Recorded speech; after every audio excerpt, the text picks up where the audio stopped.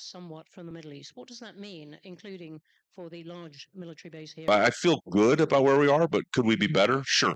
Could we be even ready, more ready than we are now? Yes.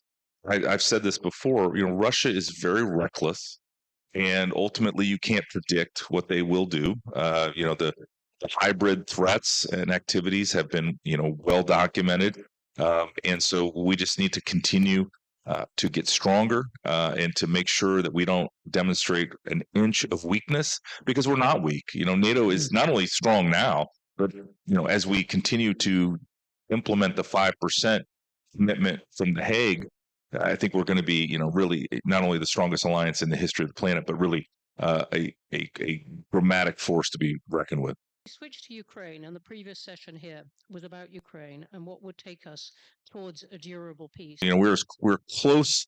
We're closer than we've ever been to peace. And this is, as President Trump has said, this is a tough situation to get to the right spot. And ultimately, this war needs to end. It's been going on for almost 4 years with millions of casualties. The Baltics, they're all at 5% already, if not. I think we are trying to end this war in Ukraine, and oftentimes, you don't go into butcher shop halfway when the sausage is being made and complain that you don't like the looks of the sausage. So I feel like we're all on the same page.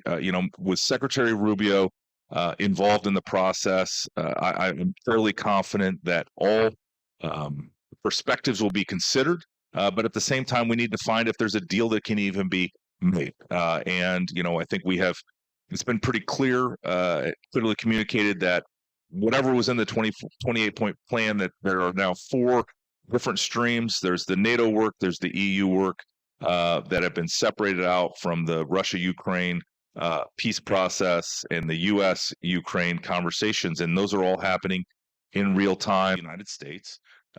Here in Qatar, obviously, a great ally, probably one of our best allies outside of NATO, if not the best non-NATO ally, and a country that wants to commit to modernizing and making sure that they have the weapons and forces that can be a net security provider. And I think that's what we're looking for. We're looking for our allies to develop themselves to be interoperable with the United States and our other allies, and that is what's going to be the force multiplier for the United States, so that we don't have to have aircraft carriers and battleships, cruising everywhere at all times, that we can rely on our friends and partners and allies to do some of that heavy lifting as well. And at the end or not, which is one of the serious points.